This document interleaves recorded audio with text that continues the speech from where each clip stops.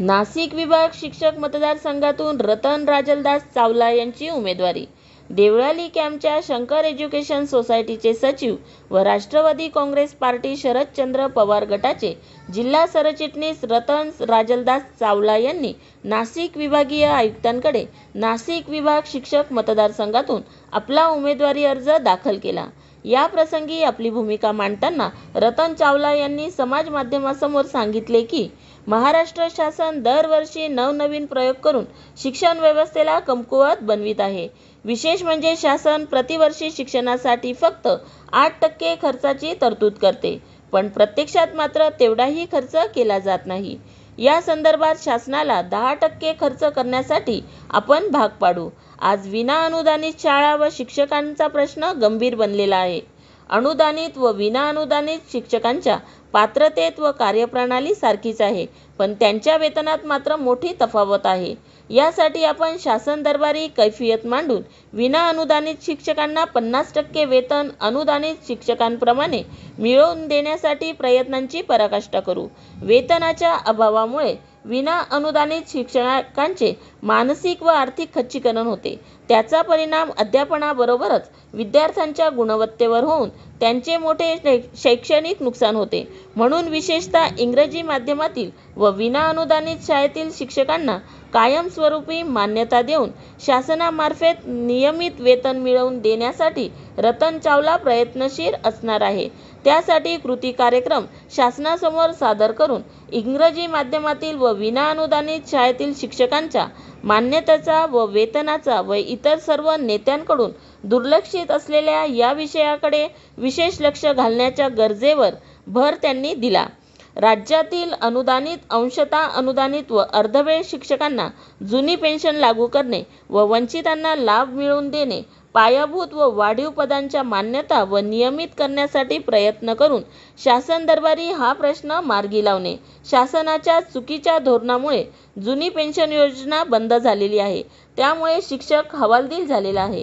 त्यासाठी राज्यातील कायम विना अनुदानित व अंशतः अनुदानित शिक्षकांना पुन्हा जुनी पेन्शन योजना चालू करण्यासाठी शासनाला बाध्य करणे, शिक्षकांना अध्यापनाव्यतिरिक्त जनगणना, मतदार सर्वेक्षण, विविध प्रकारचे अभियान व अशैक्षणिक कामापासून कायमची मुक्तता करून त्यासाठी इतर पर्याय शासनास शोधण्यास बाध्य करणे, राज्यातील विविध तंत्रनिकेतन, तांत्रिक महाविद्यालये, अभियांत्रिकी प्रशिक्षण संस्थेत कार्यरत शिक्षक व ITC अंतर्गत कार्यरत शिक्षकांना नियमित अनुदानित पदांवर परिवर्तित करून त्यांना न्याय मिळवून देणे, शिक्षक बांधवांच्या भगिनींच्या अनुकंपा तत्वावरील नियुक्त्या करणे, शिक्षकांच्या थकीत वेतन व वैद्यकीय बिलांचा प्रश्न मार्गी लावणे, आश्रमशाळेतील शिक्षकांना त्यांच्या न्याय हक्कासाठी संघर्ष समिती स्थापन करून शासन दरबारी पाठपुरावा करणे, नवीन आकृतिबंधास विरोध करून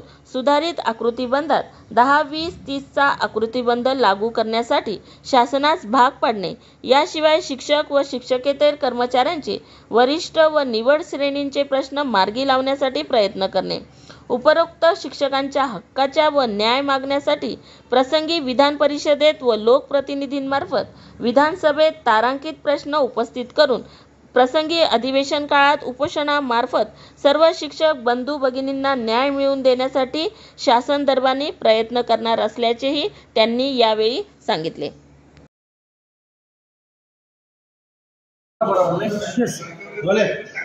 आजच्या पत्रकार परिषद घेण्याचा उद्देश काय होता?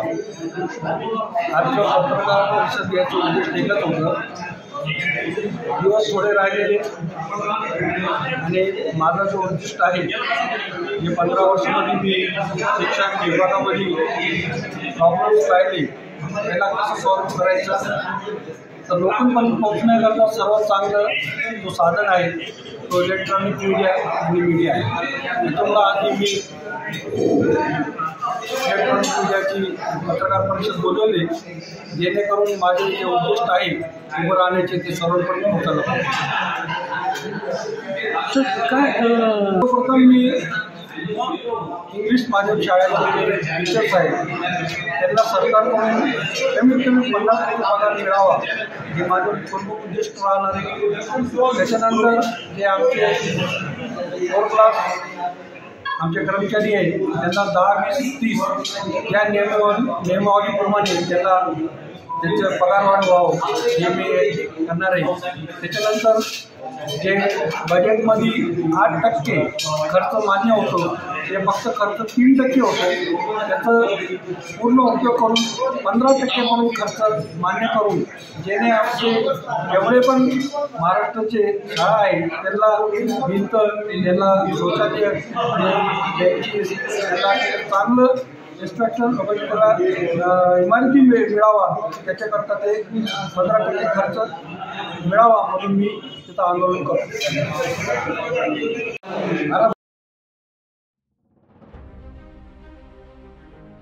वर्धा जिल्हा मध्यवर्ती सहकारी बँकेमार्फत पीक कर्ज वाटपाचा शुभारंभ.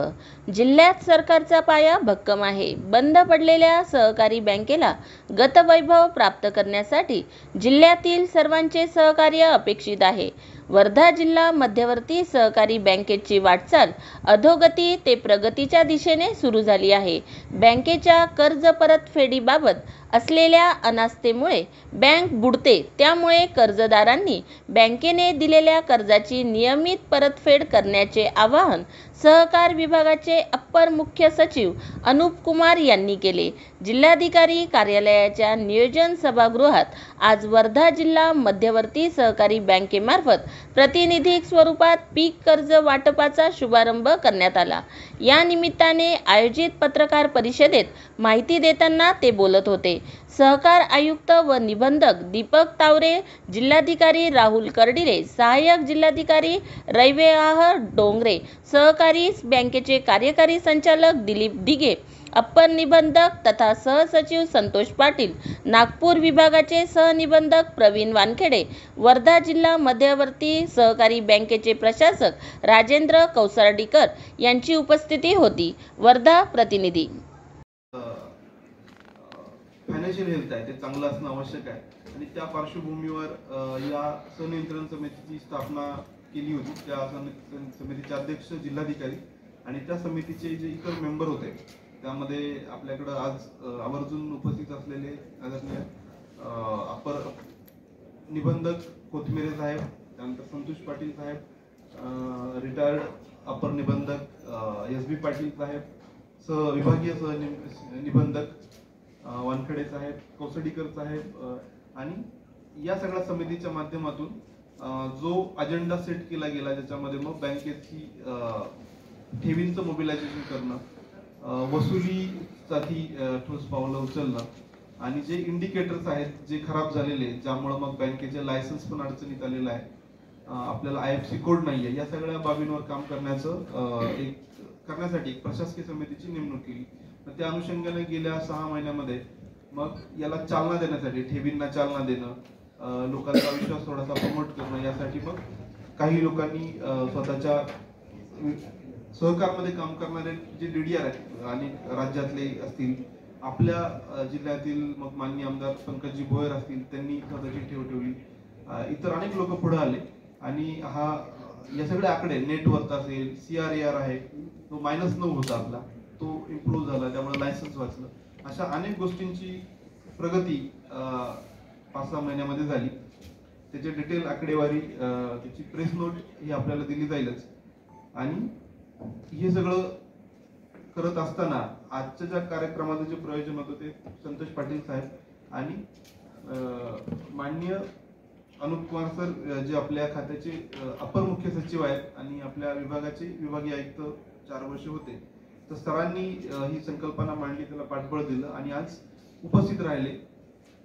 त्यांचा उद्देश होता की प्रतिकात्मक पद्धतीने आणि एक सिंबॉलिक कर्ज वाटप जिल्हा बँकेतून आपण जर केलं, ठीक आहे, क्वांटम त्याचा कमी असेल, 10 कोटीच असेल, आपलं टार्गेट जर बघितलं तर 1300 कोटी आहे, परंतु जो कर्ज वाटप जे बंद होतं ते सुरू झालेलं आहे, हा एक पॉझिटिव्ह संदेश देण्यासाठी आणि लोकांचा विश्वास वाढवण्यासाठी किंवा जे कर्मचारी आहेत ज्यांचं मोरल थोडंसं डाऊन झालेलं होतं त्यांचं मोरल बूस्ट करण्यासाठी अशा अनेक आघाड्यांवर एक याला नवसंजीवनी देण्यासाठी आजचा कार्यक्रम निश्चित उपयोगी ठरेल असं सरांनी मत मांडलं आणि त्या कार्यक्रमाची आखणी मग त्यांच्या टीमनी, सहकार विभागाने खूप कमी कालावधीत केली आणि आज तो कार्यक्रम त्या ठिकाणी आयोजित केला होता, ज्याच्यामध्ये मग जे ठेवीदार आहेत किंवा नियमित वसुली करणारे सिलेक्टेड व्यक्ती आहेत, चांगल्या पद्धतीने वसुली करणारे जे आपले कर्मचारी आहेत, अशा सगळ्यांचा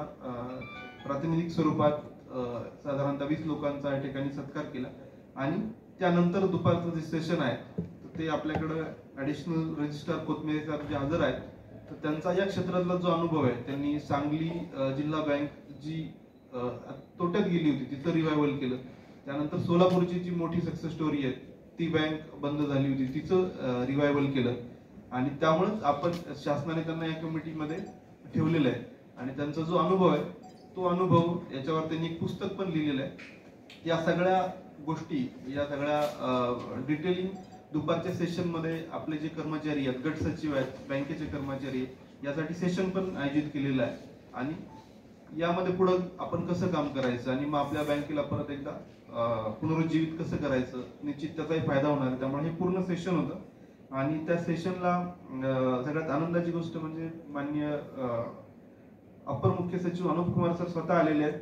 पूर्ण वेळ त्यांनी आपल्याला दिला आणि एक प्रोत्साहन दिलं. आणि त्या धर्तीवर पुढे काय काय काम करायचं याची एक आखणी सरांनी आपल्याला करून दिली. मी विनंती करतो संतोष पाटील साहेब, या प्रत्येक पहिल्या टप्प्यापासून म्हणजे संकल्पना पातळीपासून याचं नियोजन, याचं अंमलबजावणी, आणि अंमलबजावणी पण फक्त मंत्रालयात बसून नाही तर प्रत्येक महिन्याचे 2 दिवस ते वर्ध्यामध्ये असतात, तालुक्याच्या ठिकाणी जातात, मीटिंग घेतात.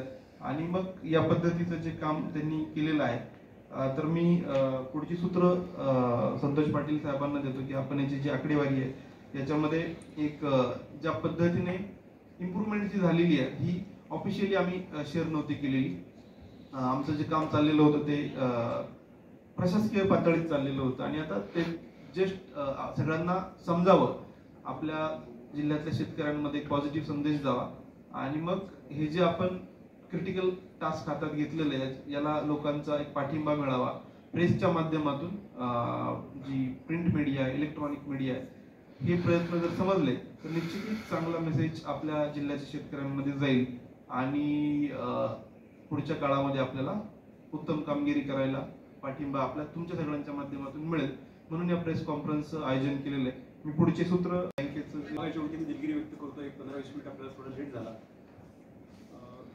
वर्धा बँकेसोबतच आपल्या भागातले नागपूर आणि बुलढाणा या 3 बँका आर्थिक अडचणीतून बाहेर काढण्यासाठी शासनाने 15-16 या आर्थिक वर्षामध्ये भरीव अर्थसहाय्य केलं होतं. आरबीआयचा CRR एक जो महत्त्वाचा निकष असतो, जो पूर्ण झाल्याशिवाय कोणत्याही बँकेला बँकिंग लायसन्स देता येत नाही, तर त्याची पूर्तता करण्यासाठी शासनाने भरीव अर्थसहाय्य केलं होतं.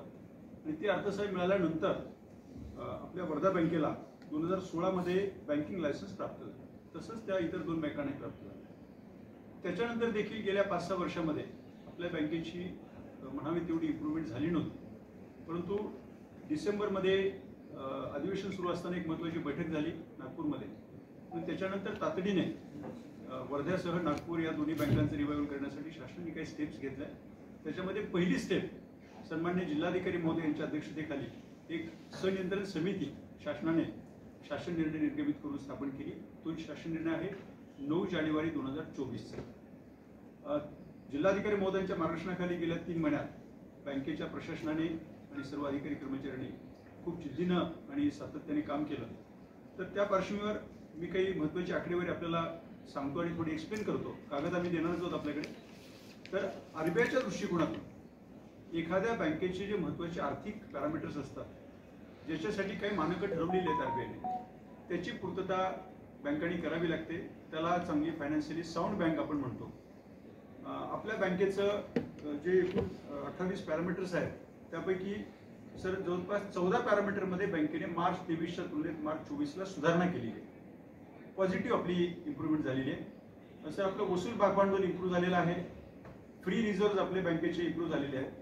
सर ठेवी, जो ठेवीचा ओघ गेल्या अनेक वर्ष कमी होत होता, तो डिसेंबर 23च्या तुलनेत मार्च 24मध्ये जवळपास 4.5 कोटींनी ठेवी आपल्या वाढलेल्या आहेत.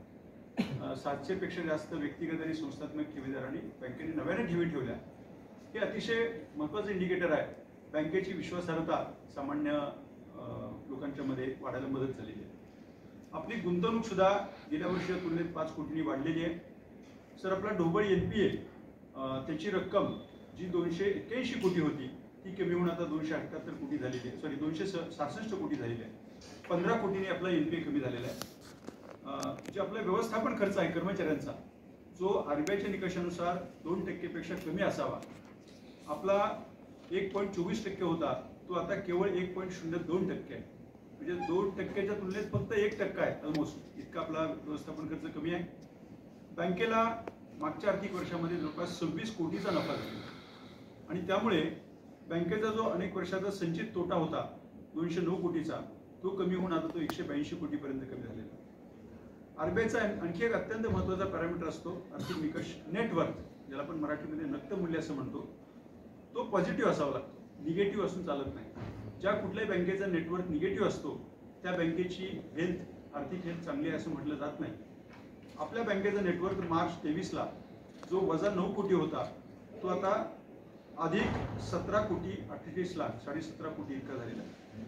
आपलं इंटरेस्ट मार्जिन जे आहे, व्याजदराचा गाळा, तो देखील 2.6%वरून 3.94% इतका वाढलेला आहे. CD ratio, credit to deposit ratio, तो सर आपला 85%वरून 83% म्हणजे इम्प्रूव्ह झालेला आहे. तो 70%च्या आसपास असला पाहिजे. आणखी एक महत्त्वाचा पॅरामीटर आहे CRAR, जो किमान 9% असला पाहिजे. आपल्या बँकेचा तो मार्च 23ला -9.11% होता, तो आता 16.27% झालेला आहे, अधिक म्हणजे प्लस. हा अत्यंत महत्त्वाचा पॅरामीटर, ज्याच्यामुळे आता आपल्या बँकेला यापूर्वी RBIने जे काही शोकज नोटीस वगैरे दिल्या होत्या लायसन्स रद्द का करू नये, त्याच्यावर आता RBI आपली ही आर्थिक स्थिती लक्षात घेऊन ती कारवाई निश्चित मागे घेईल. तशा प्रकारचा शासनाने RBIकडे प्रस्ताव नाबार्ड मार्फत पाठवलेला आहे 19 एप्रिलला आणि तो लवकरच RBIकडे आता दाखल होईल. प्रथम मी विभागाच्या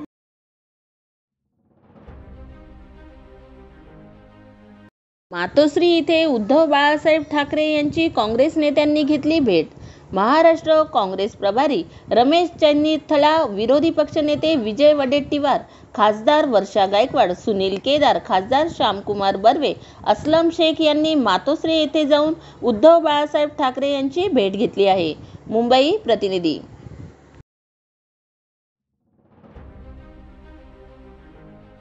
उद्धव ठाकरे यांना आनंदच असेल, मला वाटत नाही त्यांची मनधरणी करावी लागेल. विशाल पाटील. राजकीय परिस्थिती प्रत्येक जिल्ह्याची वेगवेगळी असते. सांगलीची राजकीय परिस्थिती काय ही सातत्याने मांडण्याची भूमिका हा सांगली जिल्ह्याचा एक काँग्रेस पक्षाचा आमदार कार्यकर्ता म्हणून आम्ही गेले 6 महिन्यापासून मांडत होतो. जिल्ह्यातल्या लोकांचे जे मतदार आहेत त्यांच्या मनातली भावना काय ही मांडण्याची भूमिका गेल्या 6 महिन्यापासून आम्ही प्रयत्न करत होतो. महाविकास आघाडीच्या मध्ये ठीक आहे, अलायन्सच्या काही जेव्हा कुठलेही राजकीय पक्ष अलायन्स करतात एक पाऊल पुढे एक पाऊल मागे जात असतं. सांगलीची जागा ही दुर्दैवाने सुटली गेली, परंतु जनतेने ही निवडणूक हातात घेतली. जनतेने ही निवडणूक अपक्ष खासदार निवडून दिला. काँग्रेस पक्षाच्या कार्यकर्त्यांची भूमिका का होती, कशी होती, त्याचं कारण म्हणजे हा काँग्रेस पक्षाचा बालेकिल्ला आहे सांगली जिल्हा. त्याला इतिहास आहे, परंपरा आहे. 2 आमदार तिथे काँग्रेस पक्षाचे विकेतन सावंत काम करत आहे. परंतु शेवटी रिझल्ट काय झाला, हेतू काय होता महाविकास आघाडीचा आणि इंडिया अलायन्सचा, भाजपचा पराभव करणे. भाजपचाच पराभव झाला आणि निवडून आलेला खासदार हाच काँग्रेस पक्षासोबत आहे, महाविकास आघाडीसोबत आहे, इंडिया अलायन्स सोबत आहे. दुसऱ्या दिवशी आम्ही काल खरगे साहेबांची आणि या ठिकाणी आदरणीय सोनियाजींची बैठक घेऊन आम्ही हे समर्थन देऊन टाकलेलं, म्हणून विषय संपला.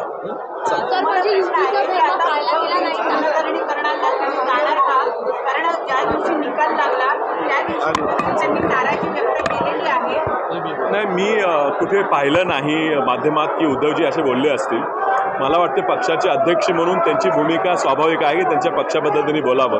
पण शेवटी आज बाळासाहेब ठाकरेंचे आणि आमच्या आजोबा वसंतदादा पाटलांचे खूप चांगले घनिष्ठ संबंध होते आणि वसंतदादांचा नातू त्या ठिकाणी निवडून आलेला आहे. ह्याच्या वैयक्तिकरित्या उद्धवजींना खूप आनंद असेल आणि त्यांची मनधरणी करायचा प्रश्न आता निर्माण होईल असं मला वाटत नाही. कारण परवा स्वतःच खासदार संजय राऊत साहेब बोलले की जे झालं ते झालं आता एकत्र काम करणं गरजेचं आहे. महाविकास आघाडीला पाठिंबा दिलेला आहे.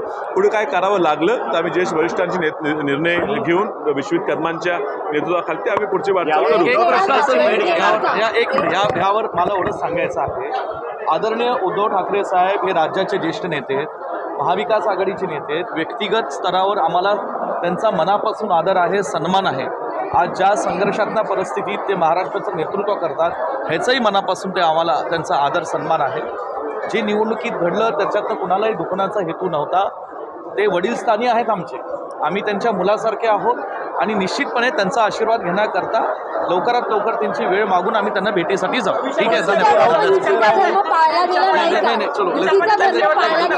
पक्षाला पक्ष उमेदवाराचा इतिहास राहिलेला आहे. दिवंगत राज्याचे माजी मुख्यमंत्री विलासराव देशमुख असो, बाळासाहेब थोरात असो किंवा पतंगराव कदम या सर्व ज्येष्ठ नेत्यांनी त्यांच्या राजकीय कारकिर्दीमध्ये सुरुवातीला अपक्ष उमेदवारी लढलेल्या आहेत. त्यानंतर ते काँग्रेस पक्षामध्ये सर्वोच्च स्थानी आलेले आहेत. कसं पाहता?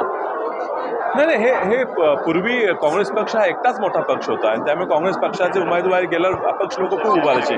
आमचे नेते विश्वजित कदम यांचे वडील डॉक्टर पद्मनाभ कदम साहेब हे सुद्धा पहिल्यांदा जेव्हा निवडून आले तेव्हा ते अपक्ष म्हणून निवडून आले होते. पण हा विचार त्यांचा जो आहे तो काँग्रेस आहे, पुरोगामी विचाराचे आम्ही लोक आहे आणि त्यामुळे स्वाभाविक आहे की अपक्ष निवडून आलो तर आम्ही आमच्या घरीच परतणार, आमच्या घरालाच पाठिंबा देणार आणि आम्ही काँग्रेसचे विचाराचे लोक आणि कायम राहणार. महाराष्ट्रातील प्रत्येक जिल्ह्याची राजकीय परिस्थिती वेगळी असते. सांगलीची राजकीय परिस्थिती काय आहे हे सातत्याने मांडण्याची भूमिका आम्ही सांगलीतील आमदार म्हणून काँग्रेस पक्षाकडे गेली 6 महिने करत होतो. सांगलीची जागा दुर्दैवाने आमच्याकडून सुटली गेली. मात्र जनतेने ही निवडणूक हातात घेतली. जनतेने एक अपक्ष खासदार निवडून दिला. काँग्रेस पक्षाच्या कार्यकर्त्यांची भूमिका कशी होती, का होती, त्याचे कारण हे आहे की सांगली काँग्रेस पक्षाचा बालेकिल्ला आहे. इंडिया आघाडीचा हेतू होता की भाजपला हरवणे. शेवटी भाजपचा पराभव झाला. निवडून आलेला खासदार काँग्रेस पक्षासोबत आहे. आम्ही काल मल्लिकार्जुन खरगे यांना भेटून आमची भूमिका स्पष्ट केली. उद्धव ठाकरे राज्यातील वरिष्ठ नेते आहेत. व्यक्तिगत स्तरावर आम्हाला त्यांचा आदर आहे. आज ते मोठ्या संघर्षात महाराष्ट्राचं नेतृत्व करतात. याविषयी सुद्धा आम्हाला त्यांचा आदर आहे. उद्धव ठाकरे कुठेही नाराज आहेत असं मी ऐकलं नाही. पक्षाचे प्रमुख म्हणून त्यांची भूमिका स्वाभाविक आहे. बाळासाहेब ठाकरे आणि वसंतदादा पाटील आमचे आजोबा यांचे चांगले घनिष्ठ संबंध होते. उद्धव ठाकरे यांना आनंद असेल. मला वाटत नाही त्यांची मनधरणी करावी लागेल. तसं काल सकारात्मक संजय राऊत सुद्धा म्हणाले. विश्वजित कदम यांच्या नेतृत्वाखाली आम्ही पुढची वाटचाल करू. मुंबई प्रतिनिधी.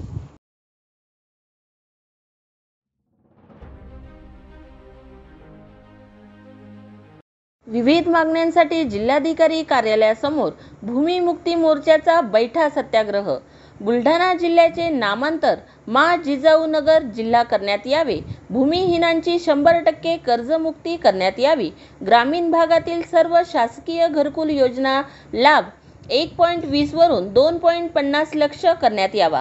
यासह इतर मागण्यांसाठी आज बुलढाणा येथील जिल्हाधिकारी कार्यालयासमोर भूमिमुक्ती मोर्चाच्या वतीने बैठा सत्याग्रह आंदोलन करण्यात आले आहे.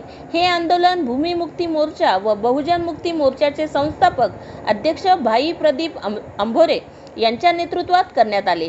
यावेळी असंख्य महिला व भूमिमुक्ती मोर्चा व बहुजन मुक्ती मोर्चाचे कार्यकर्ते सहभागी झाले होते. बुलढाणा प्रतिनिधी. राज्य आणि केंद्र सरकारकडे भूमिहीनांच्या महसूल आणि वनजमिनीच्या संदर्भामध्ये सातत्यानं गेल्या अनेक वर्षापासूनचं चालू असलेल्या आंदोलनाची दखल राज्य सरकार, केंद्र सरकार आणि बुलढाणा जिल्हा वन महसूल प्रशासनानं दखल न घेतल्यामुळं आज या ठिकाणी भूमिमुक्ती मोर्चा, बहुजन मुक्ती मोर्चा संयुक्त विद्यमाने आज या ठिकाणी प्रशासनाला या ठिकाणी सांगण्यासाठी हा मोर्चा आणि बैठा सत्याग्रहाद्वारे या भूमिहीनांच्या सर्व वनजमीन आणि महसूल जमीन आणि इतर ज्या संघटनेच्या संयुक्त मागण्या आहेत. भूमिहीनांची 100% कर्जमुक्ती, जिगाव प्रकल्पग्रस्तांना न्याय, शकीलभाई कुरेशी या माणसाला वन विभागाने आचारसंहितेच्या काळामध्ये कोणत्याही प्रकारचे पूर्वसूचना न देता त्याच्या शेतीमध्ये खोदकाम केल्यानं हृदयविकार झटक्यानं तो व्यक्ती वारला.